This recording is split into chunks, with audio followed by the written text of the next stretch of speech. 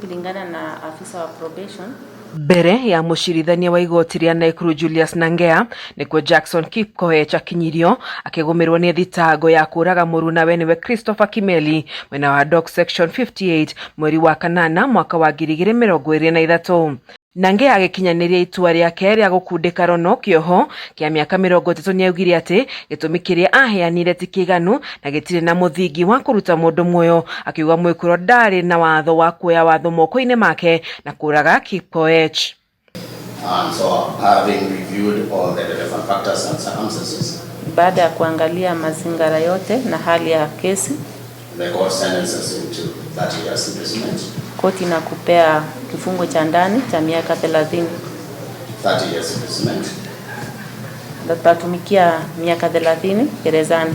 Naomi Kirui, wakili wa family ya Kimeli, ni atogeretie itua ria igoti ria gwika mituki na gutuithania cira uyu kwa ihinda ria rungu rwa miaka 2. Tumeona haki imetendeka. Hii ni kesi ambayo wakati ilipotokea kulikuwa na dhana mingi sana kule nje kuwa ni nini chanzo cha maafa ya Sergeant Christopher Kimeli kule mtandaoni. Lakini koti ilifanya haki na ikatoa hukumu kuwa muuaji ambaye pia alikuwa polisi, anaitwa Jackson Konga, alifanya mauaji kwa kusudia. Na kwa leo tumekuja kwa sentencing na koti imetoa sentence ya miaka 30 years custodial sentence. So kama wakili wa familia nimeona haki for my clients na ninashukuru sana. Mwena wa family ya Kimeli makiuga ona gikoro marari na mwihoko ate mwikwirwo ni akuhomea kama kiria kihoto kia mwana wao nikionekete. Sisi pia kama wanakijiji na raia wa Lembuskwet tunafurahi sana kwa haki ambaye familia imepewa. Kufungwa kwa miaka 30 kwa Corporal Konga baada ya kumua Sergeant Kimeli tunaona ni haki.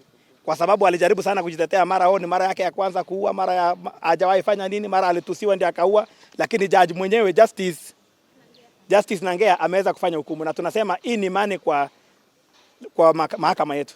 Riu makiuga kuona cira wa mwana wao na watuithanio undu uyu ni ukuongerera mwihoko wa magoti kuri ya Kenya. Tunashukuru mahakama kwa kuharakisha kesi yenyewe. Ni kesi ya mauaji na imefanyika chini ya miaka 2.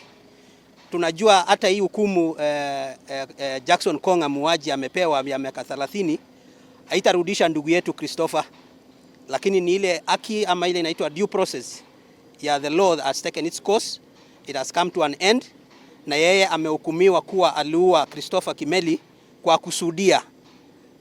Ameambiwa ile maelezo anapeana kwa nini aliua Christopher Kimeli haikuwa sababu ya kuchukua maisha ya Christopher Kimeli.